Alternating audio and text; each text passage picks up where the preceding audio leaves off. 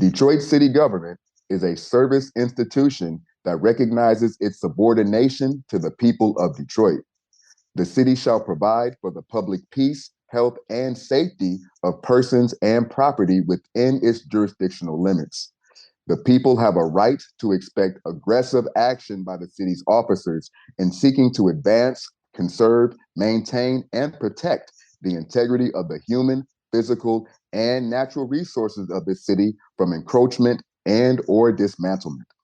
The people have a right to expect city government to provide for its residents decent housing, job opportunities, reliable, convenient, and comfortable transportation, recreational facilities and activities, cultural enrichment, including libraries, art, and historical museums, clean air and waterways, safe drinking water, and a sanitary, environmentally sound city. Keep it locked. The Black Detroit Democracy Podcast starts right after these messages. Detroit 1 Million is a journalism project started by Sam Robinson that centers a generation of Michiganders growing up in a state without a city with 1 million people. Support the only independent reporter covering the 2025 Detroit mayoral race through the lens of young people. Good journalism costs. Visit Detroit1million.com to support Black independent reporting.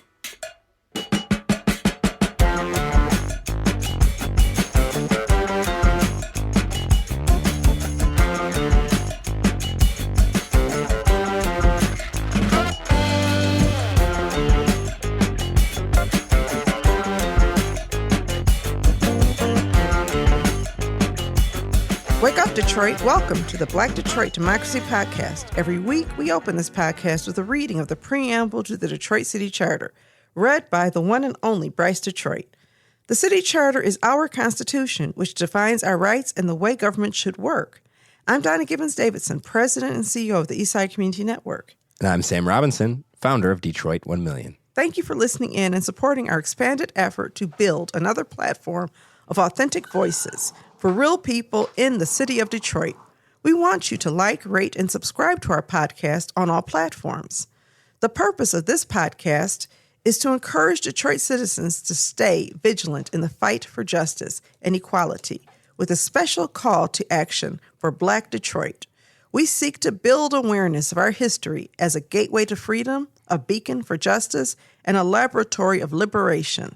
Welcome back to the Black Detroit Democracy Podcast. How are you today, Sam?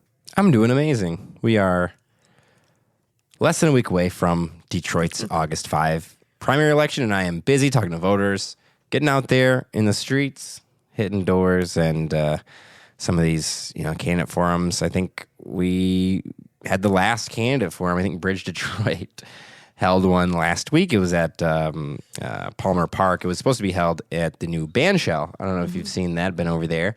The new band shell looks great. That was supposed to be the first event to open it, and they had to do it inside because it was 97 degrees that day. It's hot today, too. Yeah, it is. So who showed up for that debate?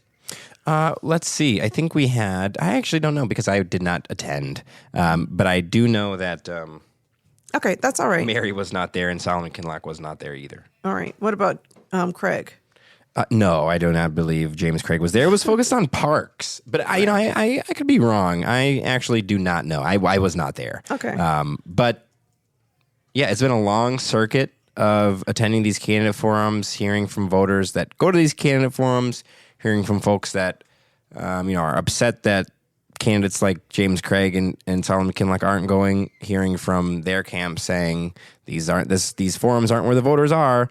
Yeah. Well, I certainly have been to forums, and I suppose I'm not a voter. I had the opportunity to, we had a community development event yesterday, and we talked a little bit about this, but it is really just a matter of respect. And it is a matter of feeling like you are too small and too unimportant for people to show up. Like, how big do I have to be before people are unimportant? We don't attract crowds the size of the Triumph Church, ministry.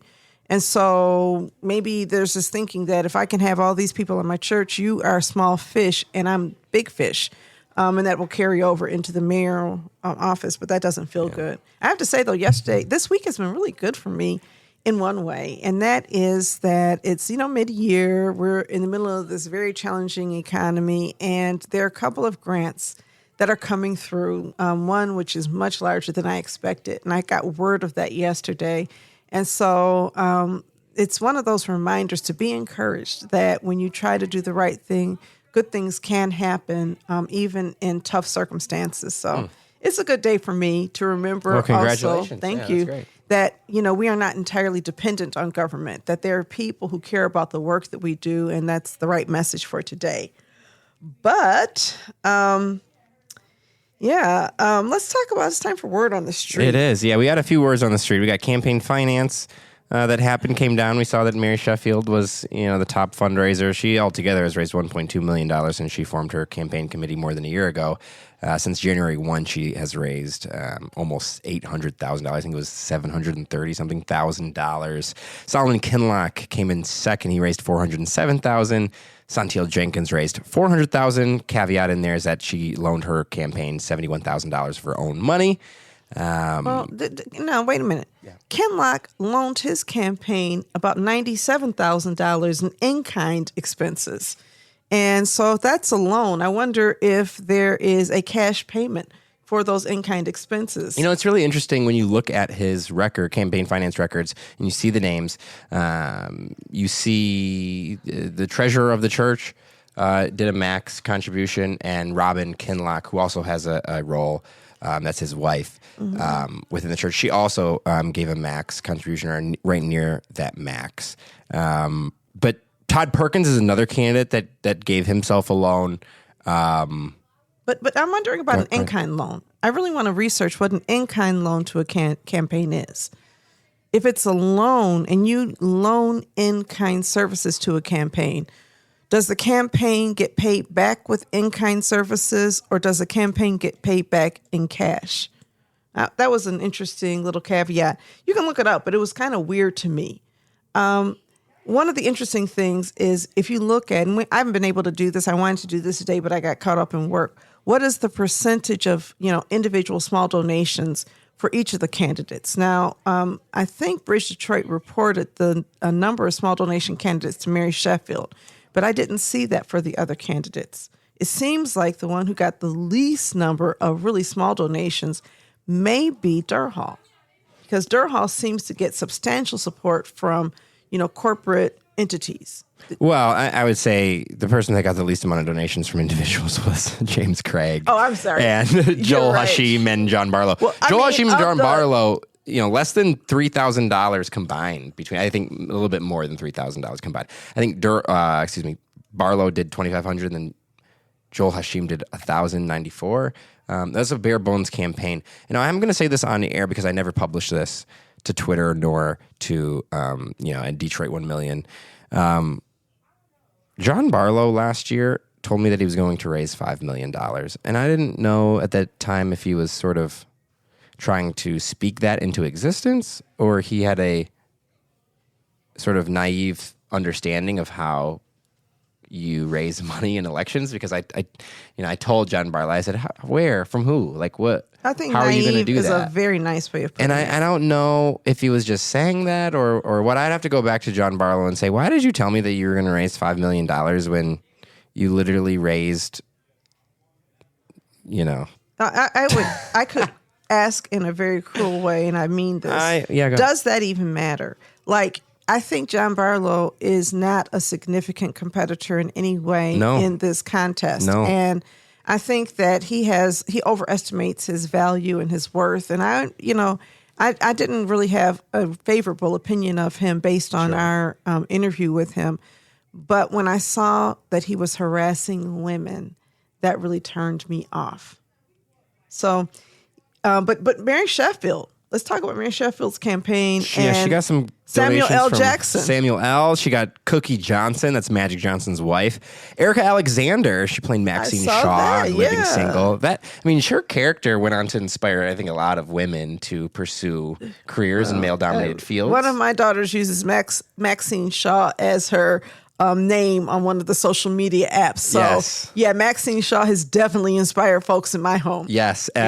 Certainly from Greg Mathis and his wife, Linda Mathis. That's Judge Mathis. They must have had some sort of Los Angeles based fundraiser. A lot of the LA contributions to her campaign committee came around the same time earlier this year. Yeah, I figured that's what it was. That it was the Greg Mathis's influence over the whole thing. Yeah, you can read a little bit more about that on Michigan Chronicle. I got a story up. I think $36,000 altogether from Los Angeles area donors.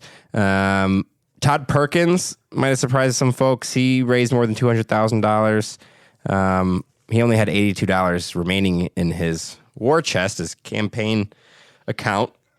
So he spent a lot of dollars on those billboards, on campaign literature, on yard signs. I've been seeing those yard signs everywhere. I have to tell you, Donna, I have really been in every single neighborhood in Detroit, and Todd Perkins has the most yard signs up. Yeah. Yard signs do not vote. They are not people. But I do think it's interesting. I don't know what, if that strategy is. He's just placing them in homes. Clearly, he has overperformed what he should be able to accomplish. And I think that really speaks to his character. He's an extremely likable person. He has a track record of advocacy in this community. Yes. He certainly has a track record as a defense attorney. And so I've talked to a few people who knew him because he defended them in the past. But I think he's a good guy. And I think it's good to see that people who are not politicians are able to perform so well in these situations. Yes. And hopefully that means, because, the first run doesn't mean that it's your last run. So he could possibly run in the future and win, if not this office, other public office, because people like him. They really do.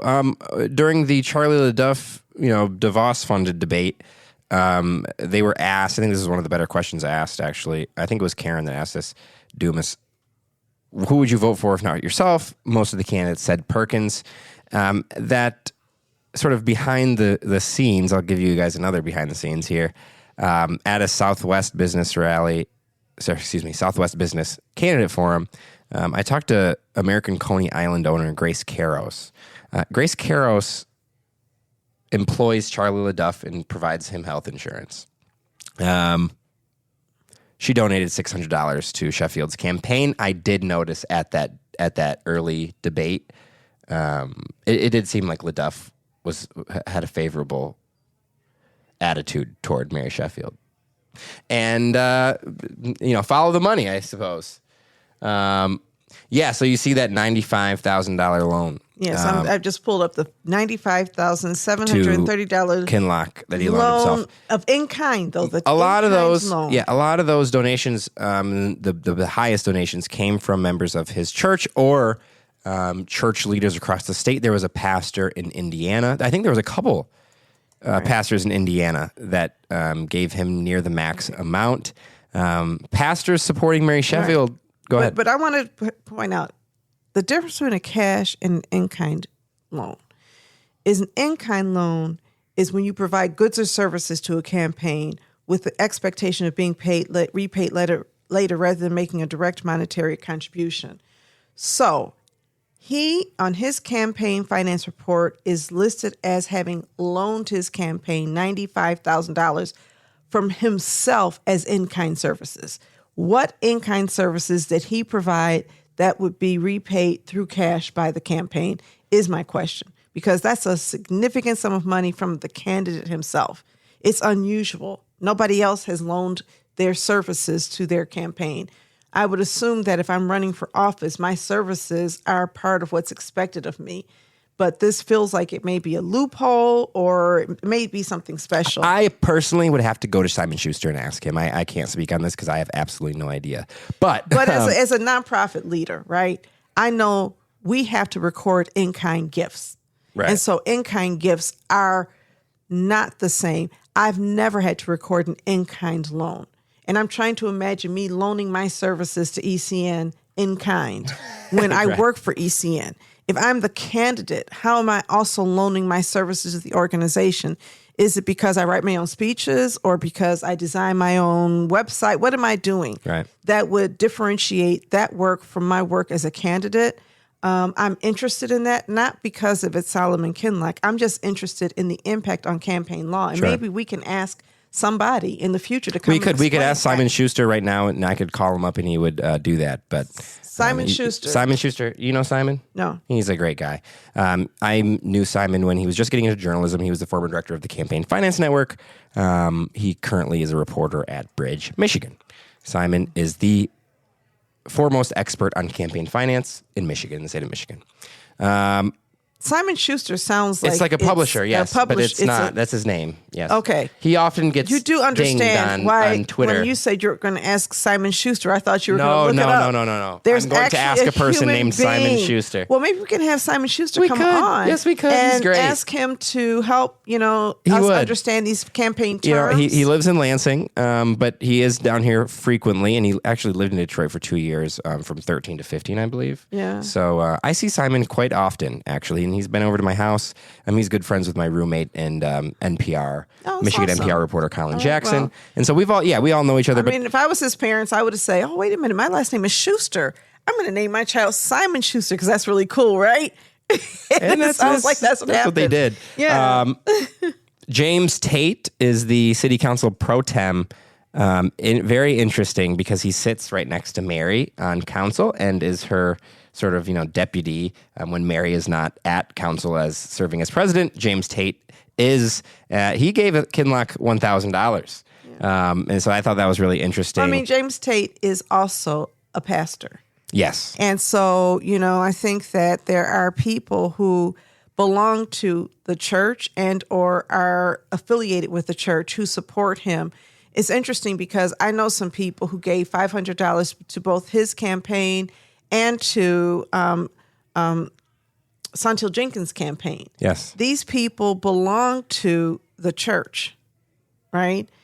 But so it's like, does giving somebody money mean that you're supporting them in those instances? Or is there this tendency to support your pastor financially, which people who belong to churches do, while also having other preferences politically?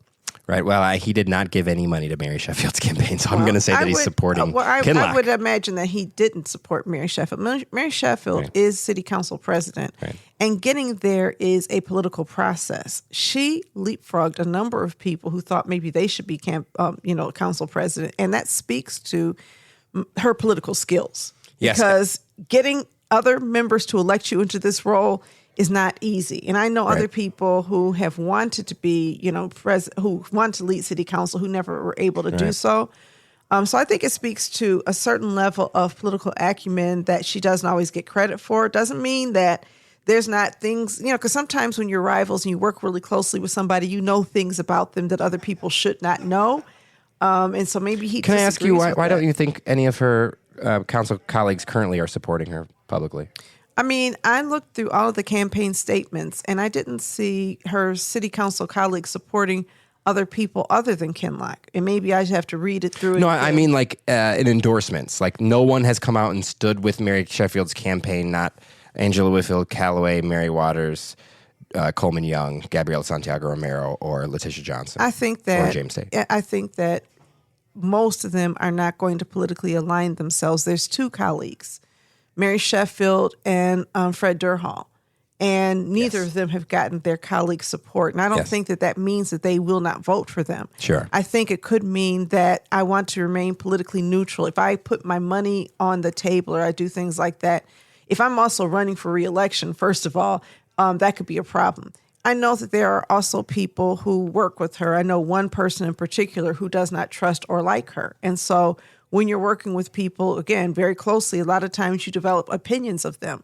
Yeah. I don't necessarily think that the failure to support means anything other than we're just not giving support to at this stage in the race. Now, during the general election, it's possible that you're going to start seeing them show up.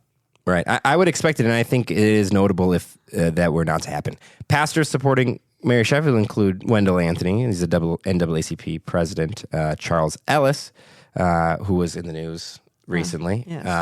And another pastor who is not supporting Mary Sheffield because he's running against her was also in the news recently. Solomon Kinloch, I'm segueing now into the other word on the street. Right. It was not a good week for Detroit pastors in the news. Solomon Kinloch's 33-year-old assault against his ex-wife, who he says is a member of Triumph Church. And it would be they really have nice if reconciled. She has not reached back out to the Detroit Free Press. Violet Ikonomova reached out to Kinloch's ex-wife, but she has not yet responded, Ikonomova wrote. Yeah. I think that. I don't think she will. Honestly, and the details of this story are quite something. There's two things. There's two aspects to this case. One of them is what he did to his ex-wife and whether he reconciled with his ex-wife. The other piece of this is violence against women and whether or not he has done things to make women who are survivors of domestic violence feel trust in his campaign. And I think you rightly pointed out, if you're supporting Solomon Kinloch, you're not going to change your level of support because of the fact that 33 years ago or 30-some years ago, he committed this crime. But keep in mind, this is not a mistake, the way some of his colleagues have tried to characterize it. This is not a faux pas. This is an intentional act of violence against a woman, okay, that left her not only impacted but injured. He fled the scene of the crime before the police could arrive there. And he and his ex-wife had a fractious relationship up to their divorce. He, filed for divorce, took it back, whatever. They weren't living together. There's a lot of trauma. They filed for divorce 11 years after this February 1993 incident. Well, he filed, I think, and then he didn't. So it's all interesting. And I don't know the details. Nobody knows the details of what happens inside of a relationship. I just know this. Domestic violence is never the answer to marital problems. And certainly not this level of domestic violence. I mean, domestic violence is, and the thing I was sharing with you is the kinds of things that get reported are the violence part. Mm-hmm. But women who are survivors of domestic violence can generally tell you that that's only part of the violence against women, right?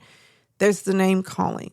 There's the gaslighting. There's the manipulation. There's the fear just that you can impose just by looking at a person a certain way that ends up impacting survivors of domestic violence for the rest of their lives. And I can say this because in that same time frame, I was also dealing with domestic violence. I'm also a survivor of domestic violence. And I still am impacted by things that happened to me so long ago that other people would say, well, that's past. I've been married twice since then. So, it's not like I have not moved on in that way. But if you ask my husband now, he can tell you about ways that I'm still damaged, that fears that I have, about hurt that I have. And sometimes I wake up or in my dreams and other things that the scars are there. So when somebody does something like that, and we've all made mistakes, all I'm saying is be accountable. Not to the people in your church, not to the hiring committee, not to your inner circle of friends, but when you are running for public office, the public has the right to know and understand that you have changed. And the way that members of his campaign treated, well, this happened a long time ago. No use in bringing up that baggage. And they've also described what the news reporting of this as mudslinging. I don't know if any of these people have ever watched a political campaign before and understood that people's histories will be scrutinized. Certainly, if you've committed a crime, it will be scrutinized. There was a reporting on Mary Sheffield's drunk driving incident when she was 22 years old, just a few years older than the domestic violence incident. And so she had to talk about that. She has talked about that, to my knowledge. And as bad as drunk driving is, and it is bad, and it can kill people, domestic violence, putting your hands on another person, putting a weapon against a person's neck, having scratches and bleeding on their face and their scalp, and this person being unable to walk, that is an intentional, deliberate act of harm to another person. And to not account for that, I think, could be harmful in some ways. When you talk about, the 16% undecided voters, when you get to, if it is Mary and Kinloch in the general, it's going to be tough. I do think that where Santil Jenkins, if it is Mary and Kinloch, what Santil decides to do, we know that she does not favor Mary Sheffield. And we know that she has been warming up to Kinloch since dropping the sort of scorched earth end at the WDIV debate, talking about if you want to, halftime, if you want a part-time mayor, then elect Kinloch. If you want somebody to follow on Instagram, elect Mary. They have sort of, reconciled that. I don't think that was a big deal really to Kinloch. But, could we see Santil sort of join the Kinloch crew? And could that be sort of a rehabilitatory thing for people that are sort of, I don't know, when, thinking about this story? But it wouldn't matter for me. Yeah. And it may matter for some people. I can't really speak for other people. I can say this. When you are so far ahead in the polls, everybody's coming for you. Yes. Everybody's going to try to knock you off the king of the hill, off the throne.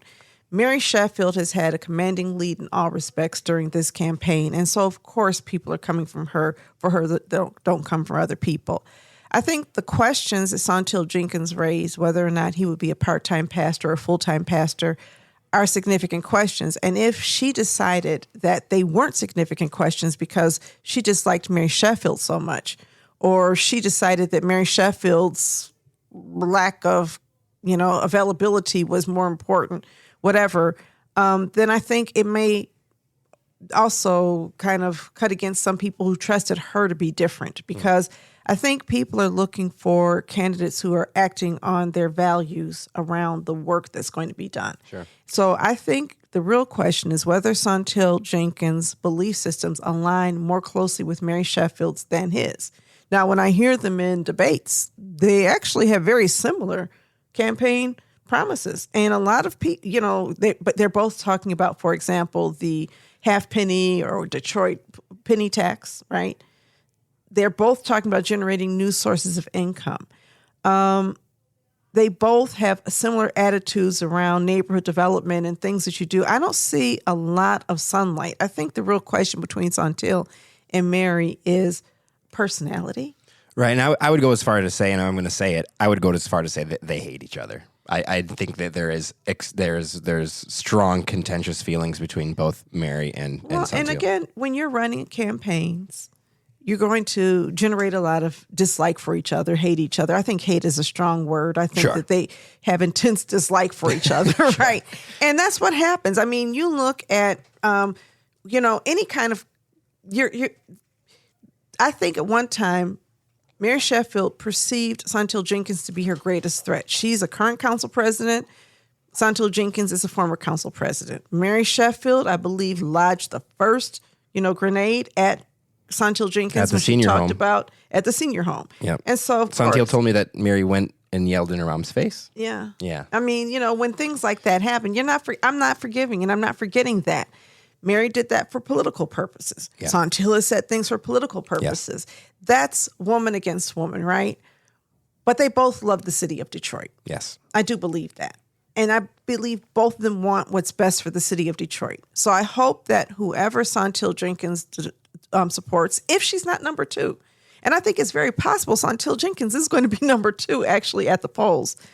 But if she's not number two, I hope that her love for the city outweighs personal grievances so that she's making decisions based on what she thinks is best for Detroit and not what's best for whatever kind of personal agenda she has. Because people then have to somehow make amends after political races. You see it all the time in national political races or in state political races. Sometimes the VP candidate was running against the presidential candidate, and then they end up together. Remember, Kamala Harris and Joe Biden had a very, very controversial debate where she called him out on busing and some other comments, and she ended up being his VP.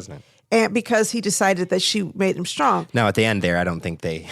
Well, I don't think they particularly like each other now. And liking each other in politics is, in my opinion, it is kind of a luxury. Right. You're not running for races, and you're not doing this because you like each other. If you rule or if you lead in politics based on who you like, I would even say for me... Relationships are very opportunistic in politics. Well, it's not even just opportunistic. I don't even look at it as...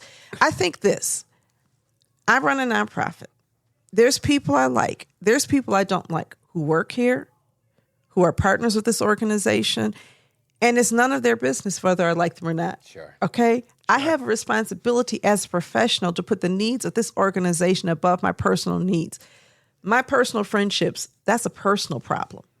And I believe also all leaders should really look at protecting the institutions they seek to lead over personal grudges. It's very possible that Santil Jenkins believes that Pastor Kinlock would make a better mayor than Mary Sheffield, or that Mary Sheffield will make a better mayor than Pastor Kinlock.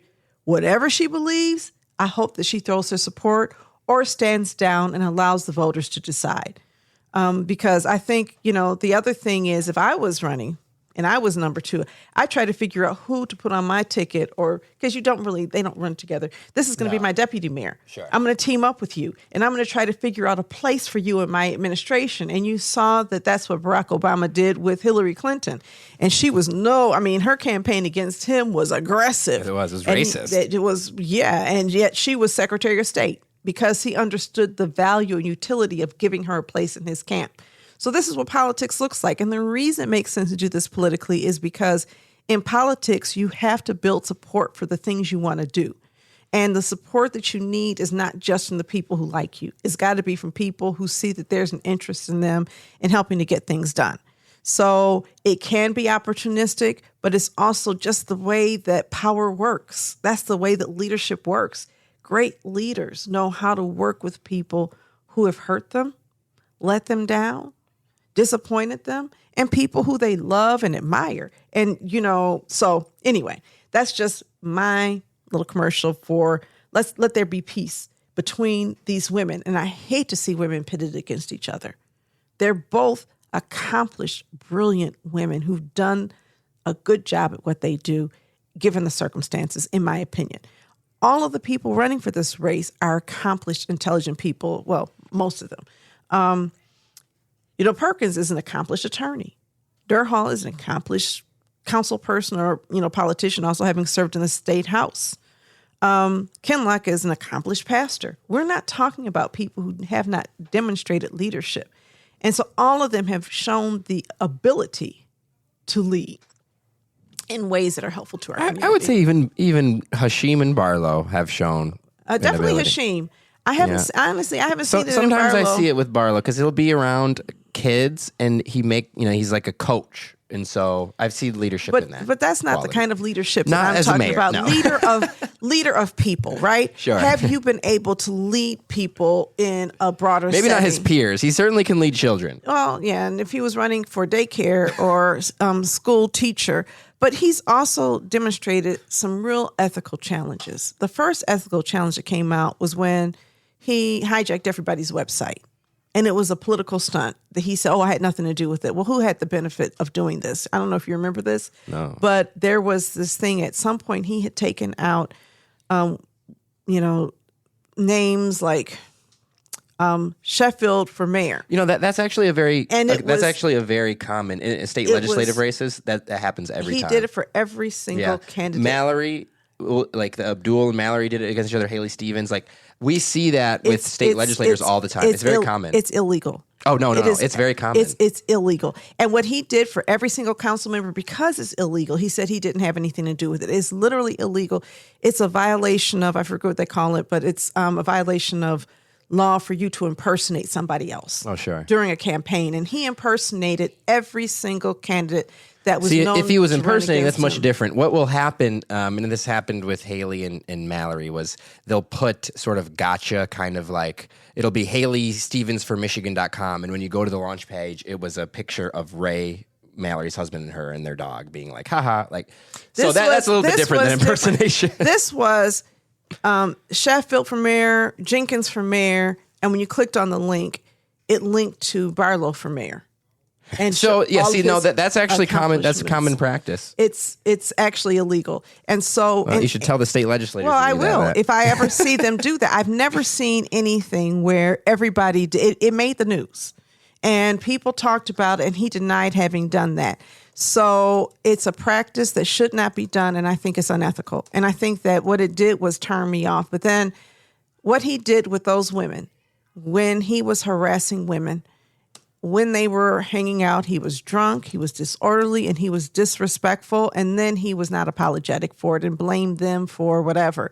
It's just problematic to me. Thankfully, we have one more week of talking about John Barlow and Joel Hashim. But the candidate that I've seen no leadership qualities, Donetta Simpson. I was turned off and offended by her presence at one of the forums where she would look back at the screen, wasn't paying attention. She couldn't figure out how to turn her phone off. Barlow actually had to snatch her phone out of James Craig's hands because neither of these individuals could figure out how to touch the side button on the side of your iPhone that makes it go from ring to silent. So I honestly, yeah. I've never seen her. This is interesting. She says she'll go to the candidate forums, and then she just won't show up. Yeah. So I'm not. I was just saying that of those I've met, and I haven't seen her. I actually like Joel Hashim. Yeah, sure. He was a little bit thin-skinned and blamed us for some stuff, but he's got a really strong understanding of the needs, and it seems like he really cares and he was there at the event last night, as was Barlow. I will give a shout out to Rogelio Lendon, who we have not spoken much about. He is out of Southwest Detroit. He's talking about annexation. There's a few writing candidates that I've seen most often is Arnold Boyd. Shout out to Arnold. But yeah, I think going forward, obviously, as we see Perkins, Santil, Mary, and Kinlock, those are the four individuals I believe will be the top four vote getters. I believe Fred Durhal will be right behind either Perkins or Santil Jenkins. And I gotta say it again. I tweeted it out this afternoon, but yard signs don't vote. People do, but I see tons of Perkins yard signs. I've seen more Perkins yard signs than anywhere else. And don't tell me that it's because of where I live or anything like that. I have driven every single neighborhood in the city. He has a following, and people like him. And I don't think he's going to make it to the top two, but he's definitely going to be in the conversation, as is Durhal. Yeah. And I have to give Durhal credit. He has actually worked really hard and outperformed. And he's growing. He's won a lot of these forums and debates. When I go at the end and talk to people and say, who do you think won that? A lot of people who say, well, I'm not actually supporting Fred, but I think he was the sharpest. I think he had the best, clear cut, spelled out, mapped out, outlined policies, whether it be the blight tax proposal that I think, is sort of a more progressive version of the land value tax that Duggan was trying to get through the legislature that didn't have any success. I think it's interesting. You talk about Marshall Bullock being the city liaison. He was also on the state Board of Education. I think that's a role that Fred, could find himself in. Fred could do a lot. I think he's really, really made a strong sort of runway into whatever his next role is. Charlie LaDuff at the Southwest Business Association that was hosted by Grace Karros. He asked Fred outside afterward, what are you going to do after this? And, other than being the mayor, Fred said, I'm not sure. Yeah, let me just express my disgust with Charlie LaDuff. Yeah. Charlie LaDuff is not somebody who is a serious journalist, in my opinion. No. And I don't think he entered into that forum with good intentions. I think he entered into that forum with the intent of being disruptive and embarrassing folks and whatever. And in a serious race such as this, I think he did more harm and shed more heat than light. Well, I think he's based on his employer being a donor to Mary Sheffield. I think he was, giving Mary, preferable treatment in that way. And I think Fred was getting beat up unfairly. I don't think he gave Mary. I think he came out and said none of these people are qualified. I think he came out and said that at the debate. So I will tell you that there was a moment in which Mary spouted back to Santil. Santil said, I haven't seen Mary Sheffield at any of these I-375 meetings. And Mary hit back and said, you may not have seen me there because I don't talk, I do. And Charlie's reaction was one of a supporter. I mean, his reaction was one of, ooh, that's good, because that's a good comeback, right? But the reality is that people left that debate and they didn't say, oh, look, Mary Sheffield looks great. I think I want to vote for her. The response I saw, overwhelming response, was none of these people are qualified. And both he and another person said none of these people are qualified. We don't even have to say that other person's name. But yeah, I mean, the reality is that when you host a debate, and the conclusion is none of these people are qualified, you're not helping anybody on that campaign. I think that he may have an employer who has one intent, but the people who paid for that event were Traverse City Republicans, and they had a MAGA intent. The people who paid for that is the Michigan Freedom Fund, funded solely by Betsy DeVos. And so the DeVos Betsy family. DeVos and Mary Sheffield, I think it would be kind of slanderous to suggest that Mary Sheffield has a relationship with Betsy DeVos unless you have evidence of the same. Well, I will say Mary has leaned in to her Republican surrogates or Trump voting surrogates. Mark Zavia, obviously, she appeared at that Trump party hosted by the Trump supporting event planner. But even recently, in the past weeks, with Aiswar Vezo, who invited RFK Jr., who is the health secretary, and of course Sada Baby, who was on stage at Lorenzo Sewell's church. Mary just held an event with him as the headline performance. And I think that all of the campaigns, if you look at them, have received Republican-leaning donations, and we have to give all of them the same scrutiny. James Anybody Craig being the gets, foremost. James Craig got $8,300 from Ron Weiser. Right. That was his biggest. Right. And when you look at James Craig's donations, the story really becomes why was Dennis Archer and some others really trying to tell me and others that watch out for James Craig, watch out for James Craig, watch out for James Craig. Right. Why were they saying that? Right. I'm to this day, I'm not sure. Well, yes, you are. But if you look at they're saying that because they wanted him to be the candidate. Yes. Okay. But if you look at who the Chamber PAC supported, who did the Chamber PAC support?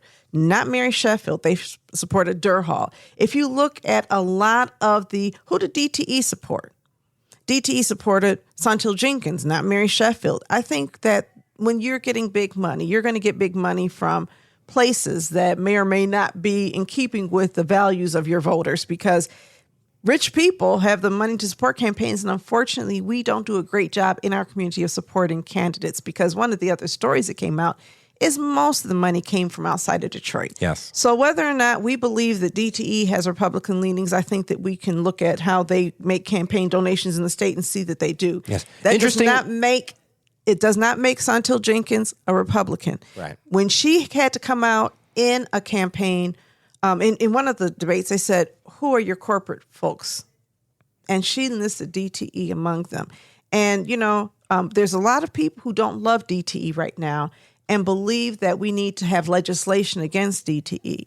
Right now, I'm working with 42 Forward on an effort to have a fair share surcharge. Was it petition drive where you're trying to get ballot initiative? Yeah. And I'm going to be in Lansing tomorrow morning trying to advocate for this fair share surcharge. But the chamber has come out against taxing the rich, and they've made up some real strange stuff. And so who is the chamber aligned with? You'll find that they're aligned with all of the same people as these people supporting Mary Sheffield. It's like, which Republican do you have in your Also, corner? I think it's fair to note too, it's not always, you can't just look at somebody's campaign finance report and say, oh, they took $20,000 from DTE. DTE and Blue Cross Blue Shield and all these, when you look at the state, they donate to Republicans and Democrats, oftentimes evenly. Just in the case of when one gets elected, they can say, remember my campaign contribution. But the Chamber PAC is going the to Chamber PAC align itself more closely with people.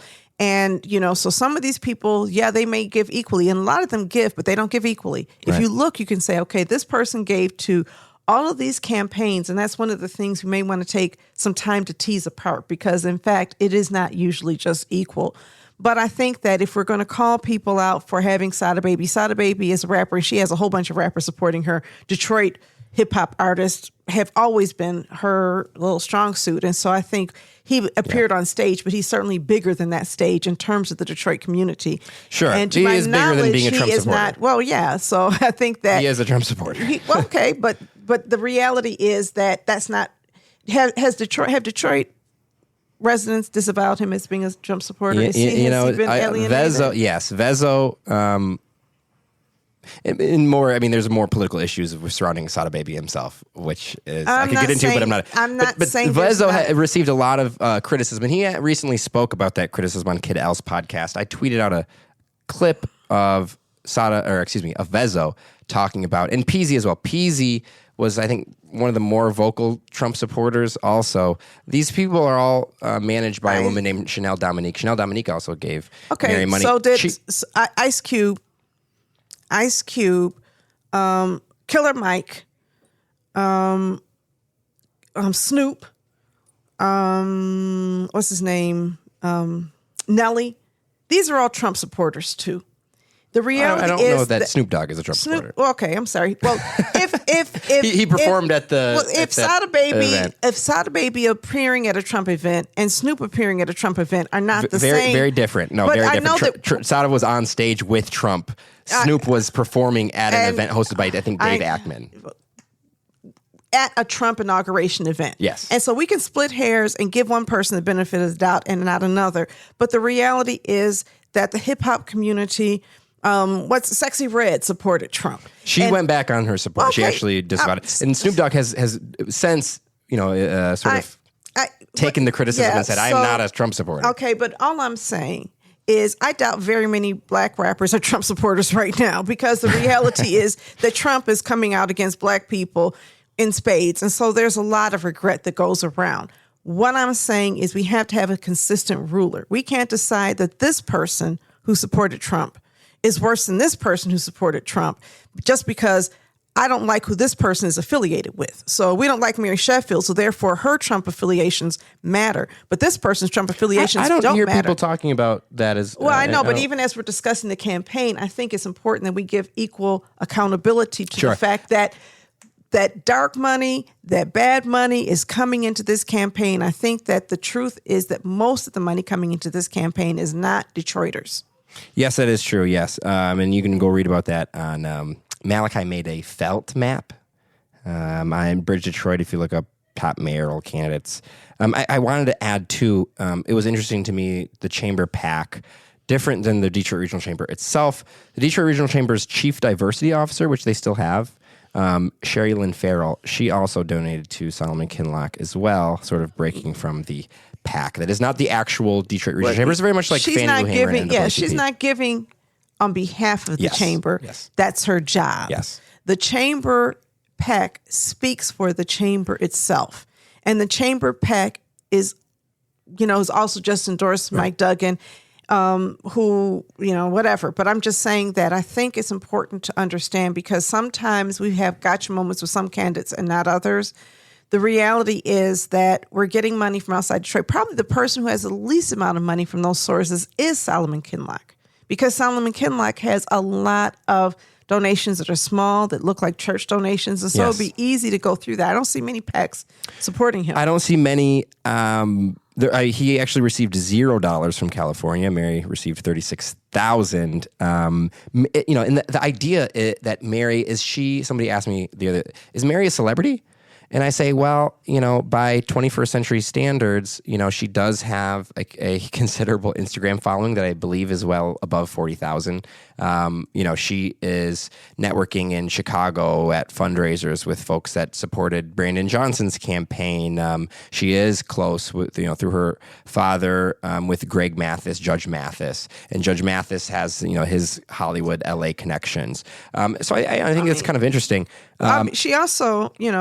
She also sponsors the Occupy the Corner event. Yes, and that event every year will bring those same rappers. All of these rappers, Sada Baby, Big Sean, Skilla Baby, and others. We saw Joanne Howard and Chris Webber. Right. So there's always been this Occupy the Corner long before this run for mayor that she's done, which has attracted younger hip-hop artists. And I think there is a real, credit owed to Mary for being unapologetic. I wrote about this in Axios 2 years ago when she held a gun buyback event with Skilla Baby, and there were conservative provocateurs online under my tweets criticizing Skilla Baby's lyrics, sort of saying this is hypocritical. Why would you do an event with this kid who's rapping about killing people?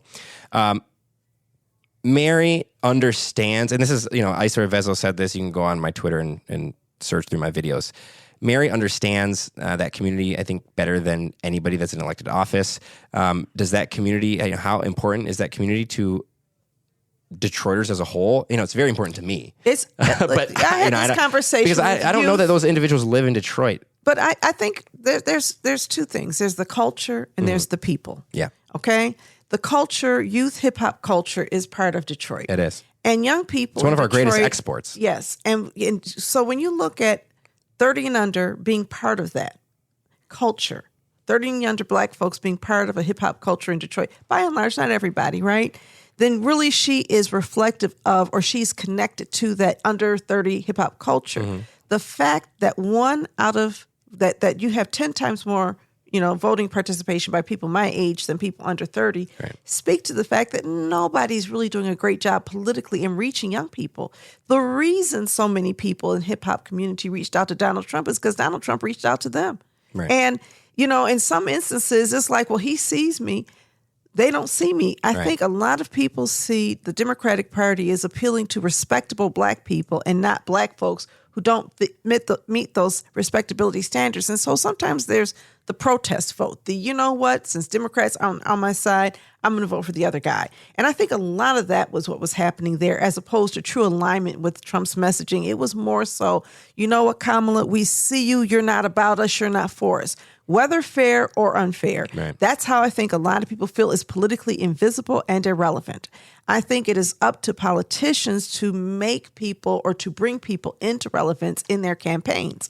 What I'm hoping for, and we haven't yet tested it out. If she makes it to the general election, I think we should have a youth debate where we allow young people to ask questions relevant to them and see how well she answers young people's questions in this community. Because it's one thing to have Occupy the Corner, and it's another thing to have policies that reflect the needs, interests, and values of people in between these concerts. Yeah, Gabriel Duran is a Southwest Detroit artist. He actually asked her a question at the most recent, maybe not the most recent, but the Southwest Grassroots Community Forum about supporting business and arts and entertainment. A lot of people feel like, especially in Southwest, venues, event spaces, artistic spaces are overpoliced. I've also heard this from DJs. This was in New Center. Maybe 2 months ago, she held a event specifically geared toward entertainment in Detroit and the nightlife scene. I have not seen other candidates lean into that. I think Todd Perkins has been on the Kid L show. So, that's probably the closest that you'll get to that. And that, has been a very interesting. She definitely will reach out to young people in a way that, again, perhaps nobody even on city council is currently doing. I want to see policy aligned with that outreach. Yeah. And so again, during the general campaign, what do you think about the policy of curfew? I think the curfew is outlandish. Yeah, Gabby was the only one to vote against it. I'm offended by it. I think that, and I think that again speaks to sometimes the distance between policy and imagery. These shootings that happened during the fireworks were not 16-year-olds. A lot of what's happening is not teenagers, but teenagers are the ones being scapegoated by public policy. And so what you're doing is criminalizing the outdoors for young people in the evening. And I think that's horrible. I think that is damaging and it does the wrong thing. I think if we want to stop violent crime, there are other answers.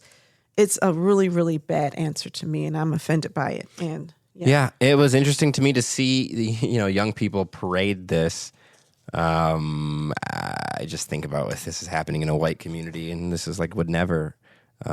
White communities do not have curfews for their kids. White kids don't have to wear uniforms to majority white schools. White kids can walk across and go to their friend's house that lives 3 blocks away and ride their...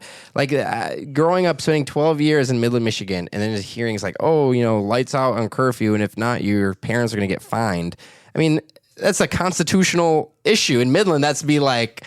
that would never fly. That would never fly because people would know their rights. And I just feel like it's rights getting violated. People would have those rights. And then to criminalize parents, a few years ago, maybe 10 years ago, a friend of mine had a teenage son, and she invited people over for fireworks downtown.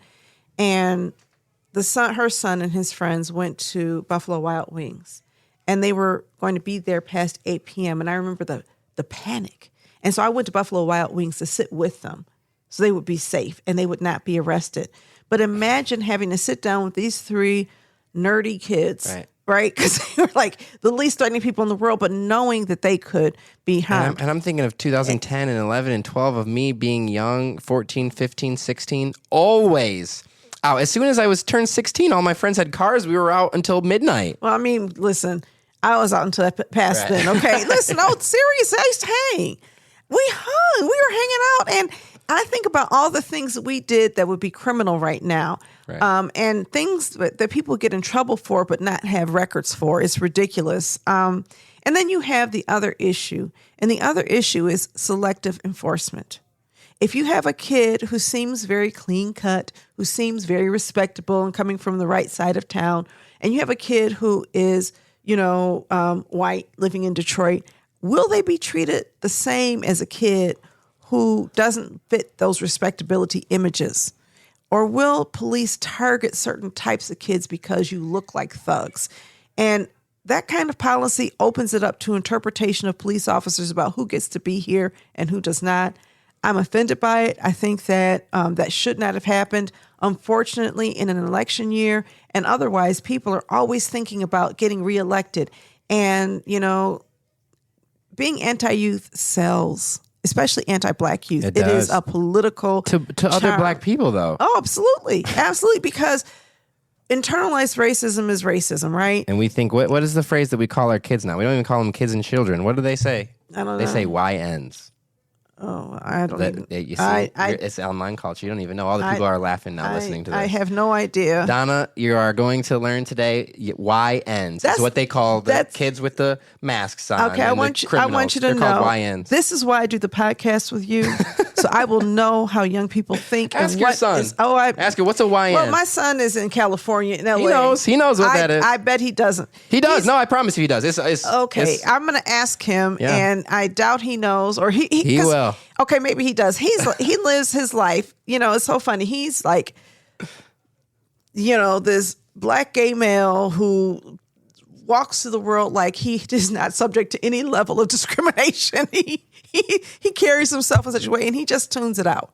Honestly, he sounds like he's free. He is. Yeah. We were at the Hotter Than July Film Festival, and they had his film up there, and they were asking about political statements and what kind. They said, "Do you ever worry about people trying to tone police you?" And he looked so confused, like, "Huh?"